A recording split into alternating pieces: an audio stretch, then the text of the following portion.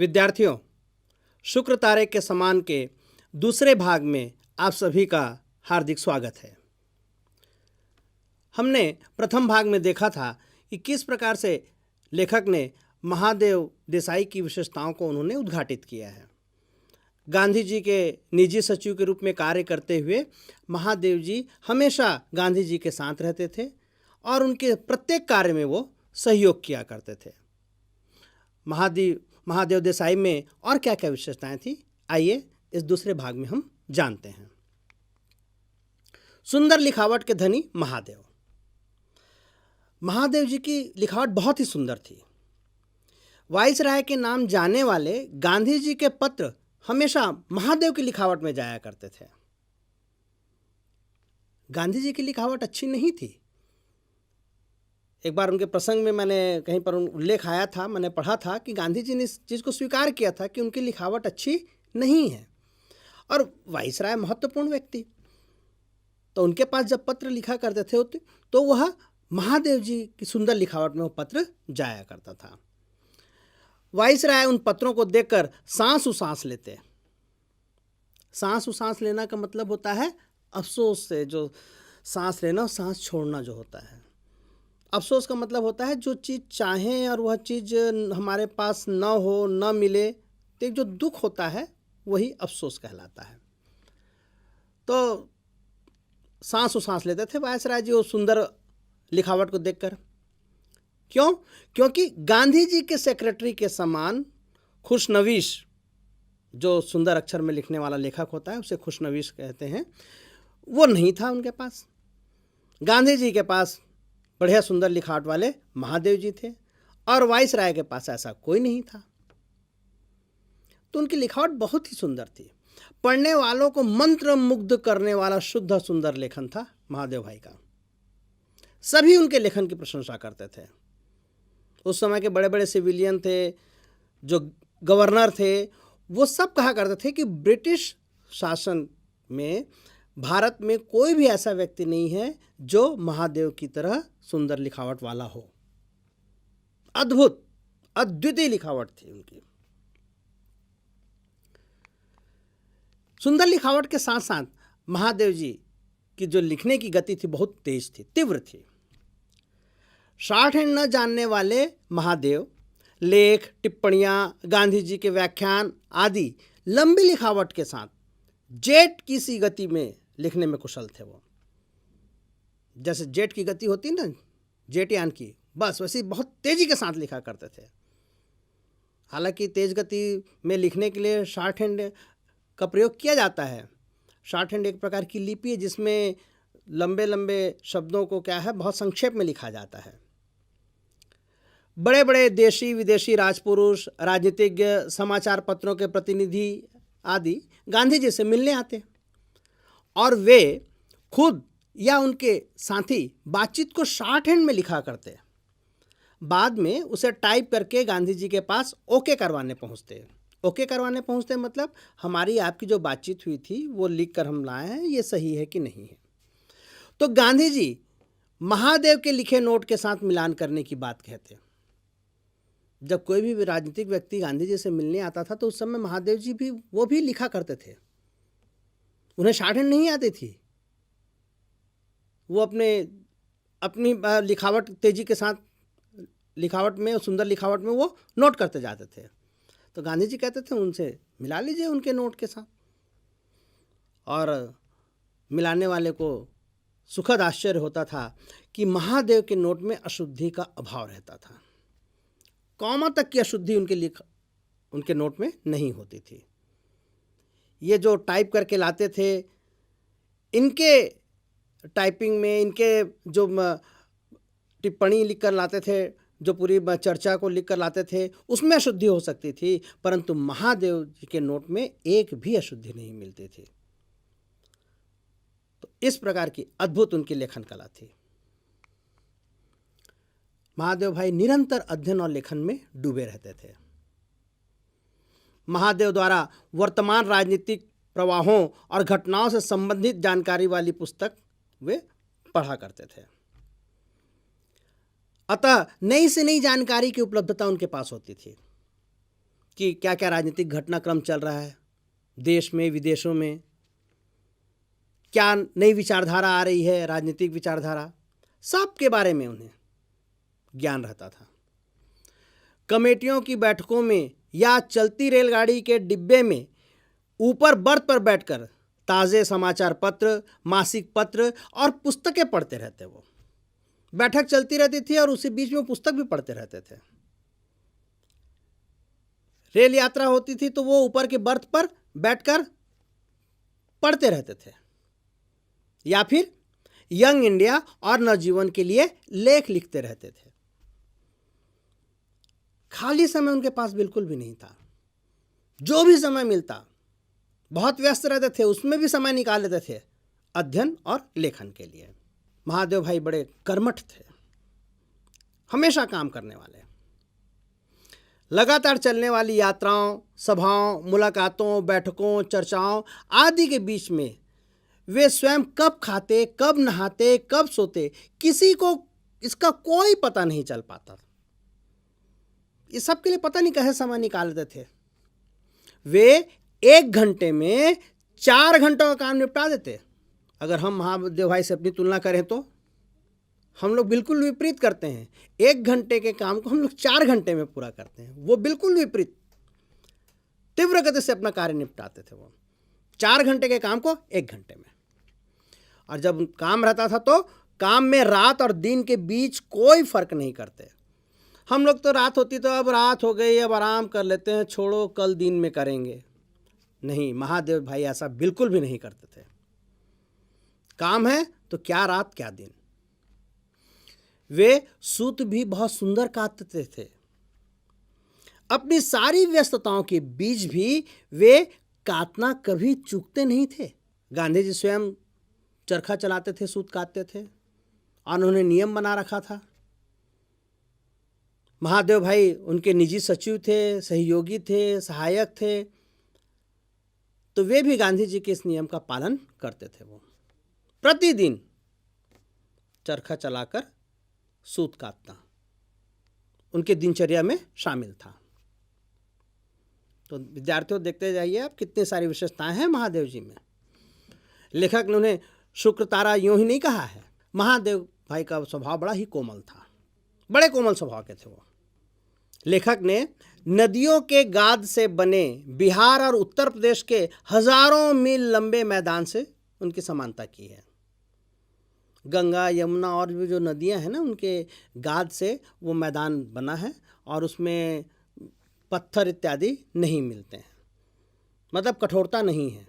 तो जैसे गाद से भरे बने उस मैदान में कोई कठोरता नहीं मिलती, कोई पत्थर नहीं मिलता, उसी प्रकार से महादेव भाई के स्वभाव में कहीं भी कठोरता नहीं थी।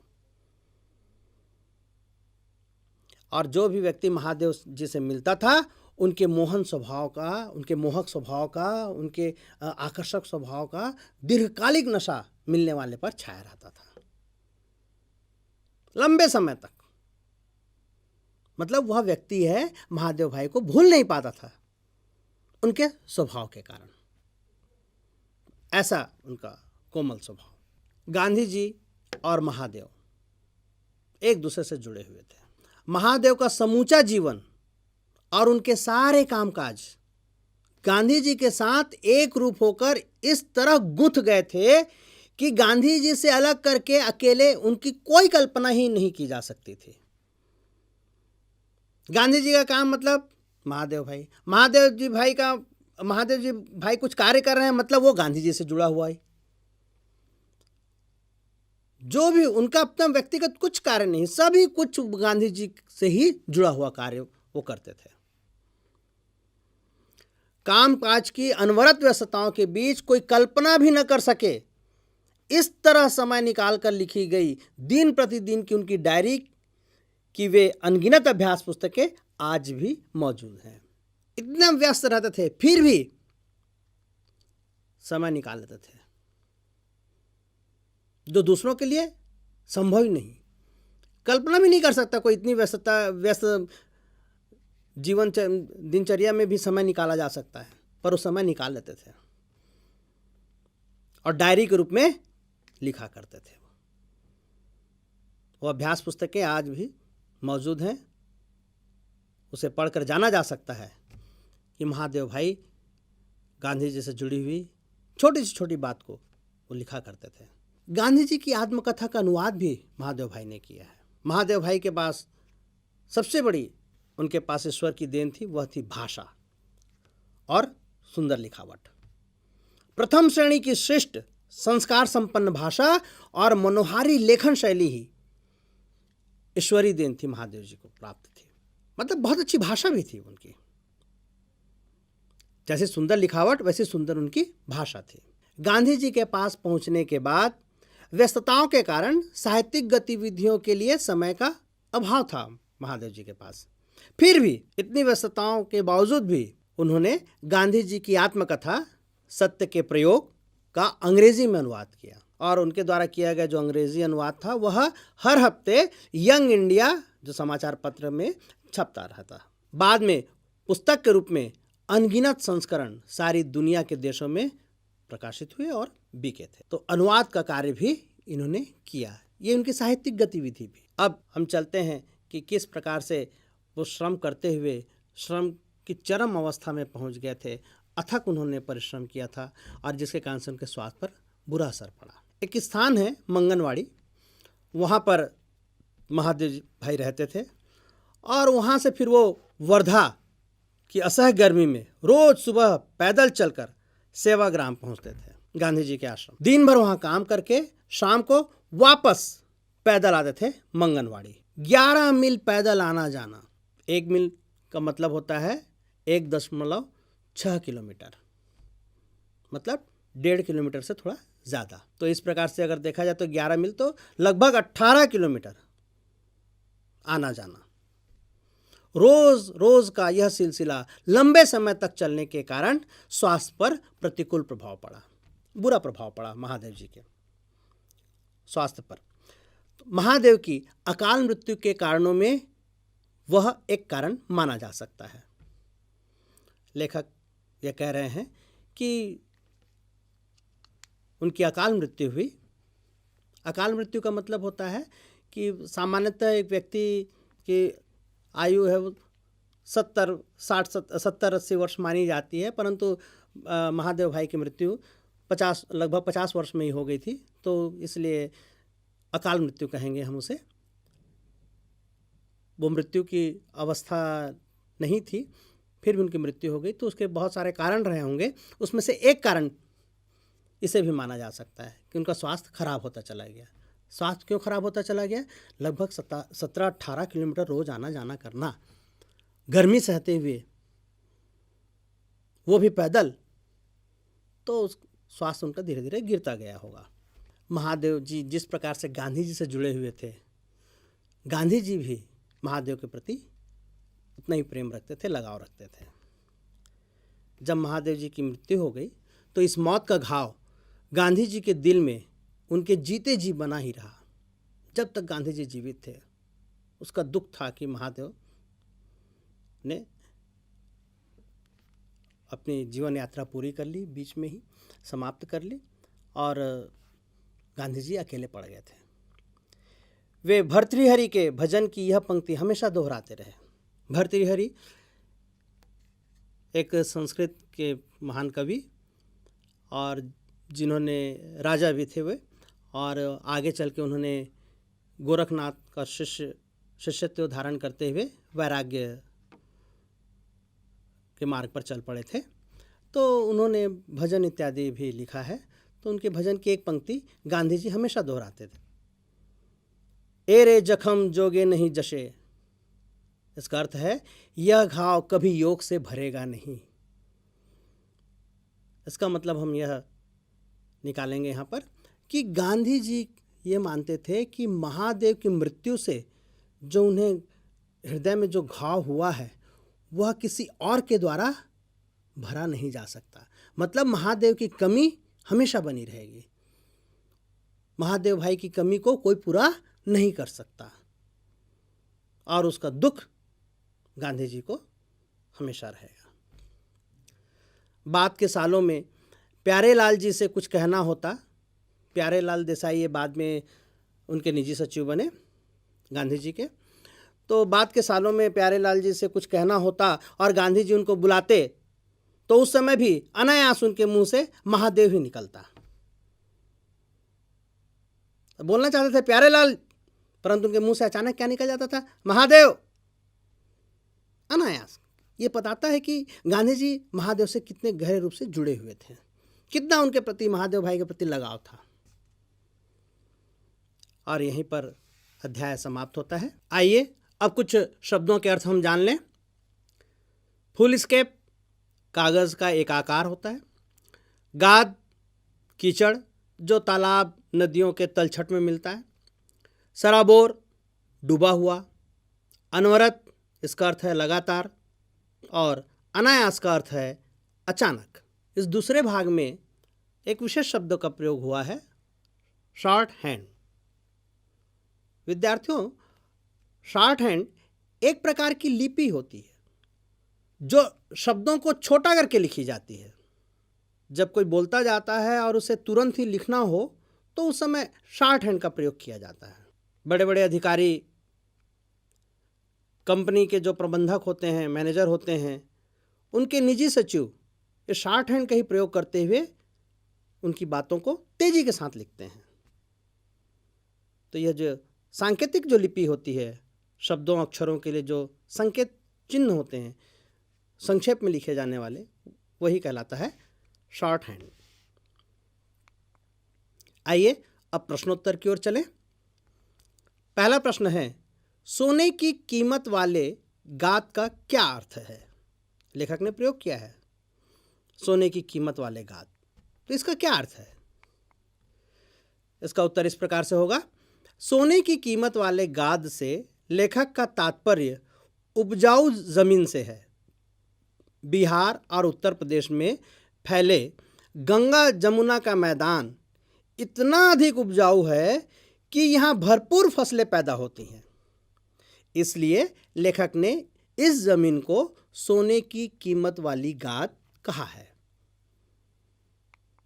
अगला प्रश्न है, महादेव की तुलना शुक्र तारे से क्यों की गई है?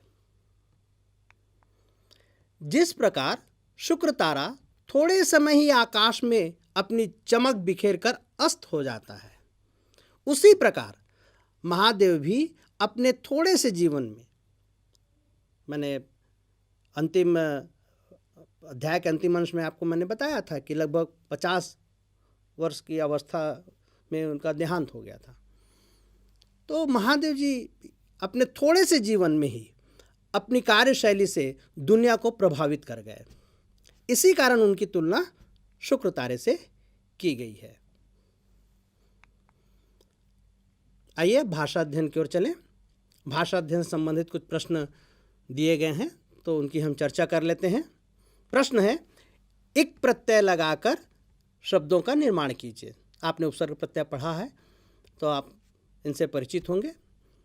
इक प्रत्यय है, प्रत्यय का अर्थ होता है जो शब्दांश के अंत में लगने वाला शब्द। वह शब्दांश जो किसी शब्द के अंत में लगता है और एक नए शब्द की सृष्टि करता है, निर्माण करता है, उसे कहते हैं प्रत्यय। उदाहरण है सप्ताह, उसमें एक प्रत्यय लगा, नया शब्द बना साप्ताहिक। उसी प्रकार से नीचे दिए हुए शब्द हैं अर्थ, साहित्य, धर्म, व्यक्ति, मास, राजनीति और वर्ष। इनमें एक प्रत्यय लगाना है। इसका उत्तर इस प्रकार से होगा, एक प्रत्यय लगाकर शब्दों का निर्माण। अर्थ, आर्थिक। विद्यार्थियों यहाँ पर ध्यान दीजिएगा, अर्थ है तो अ है वो आ में परिवर्तित हो गया। जैसे ही एक प्रत्यय जुड़ा, अ है वह आ में परिवर्तित हो गया। साहित्य, साहित्यिक, इसमें सीधे सीधे ईक जुड़ा है, इसमें और कोई शब्द में कोई परिवर्तन नहीं हुआ। धर्म, धार्मिक, यहाँ पर भी ध है वह धा में बदल गया। व्यक्ति, वैयक्तिक, आधा वह है वह वै में बदल गया एक प्रत्यय जुड़ने से। मास, मासिक, इसमें कोई परिवर्तन नहीं, सीधे सीधे ईक जुड़ा है। राजनीति, राजनैतिक, यहाँ देखिए जहाँ नीति था तो नीति वह नी है वह नए में बदल गया एक प्रत्यय जुड़ने से। और वर्ष का वार्षिक, जैसे अर्थ में अ है आ में बदल गया था, उसी प्रकार से यहाँ पर भी वह है वह वा में बदल गया है एक प्रत्यय जुड़ने से। अब उपसर्ग से संबंधित एक प्रश्न है कि नीचे दिए गए उपसर्गों का उपयुक्त प्रयोग करते हुए शब्द बनाइए। उपसर्ग दिए हुए हैं अ, नी, अन, दुर, वी, कु, पर, सु, अधि। और नीचे शब्द दिए हुए हैं, तो ये उपसर्ग किस शब्द के साथ जुड़ेगा? हर उपसर्ग प्रत्येक शब्द के साथ नहीं जुड़ सकता। आइए अब इसे देखें। इसमें शब्द दिए हुए हैं, किसके साथ कौन सा उपसर्ग उपयुक्त रूप से जुड़ रहा है? आर्य, डर, क्रय, उपस्थित, नायक, आगत, आकर्षण, मार्ग, लोक, भाग्य। आइए अब जोड़ते हैं इसे। आर्य, आर्य में उपसर्ग लगेगा अन, और ये नया शब्द बना अनार्य। डर में नि उपसर्ग जुड़ा और बना निडर। क्रय में वि उपसर्ग जुड़ा, शब्द बना विक्रय।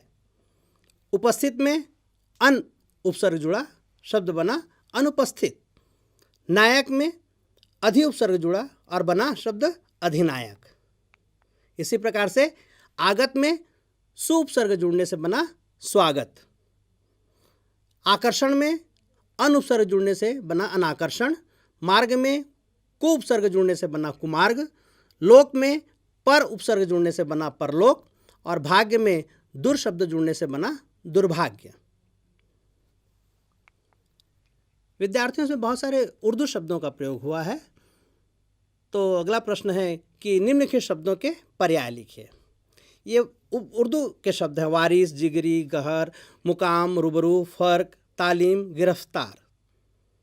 तो इनके पर्याय शब्द हम जान लें। पर्याय शब्द इस प्रकार से हैं।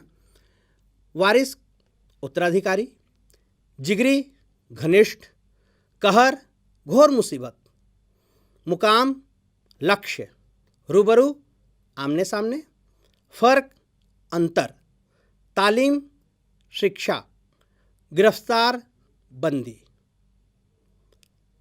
तो इस प्रकार से हमने भाषा अध्ययन की भी चर्चा कर ली, प्रश्नोत्तर की भी चर्चा हो गई है, और मुझे पूर्ण विश्वास है कि आपको यह पूरा अध्याय अच्छी तरह से समझ में आ गया होगा और आप महादेव भाई के गुणों से परिचित हुए होंगे और उनमें उनके गुणों से कुछ गुण अवश्य ही अपने जीवन में आप उतारने का प्रयास करेंगे। आप सभी को बहुत बहुत धन्यवाद।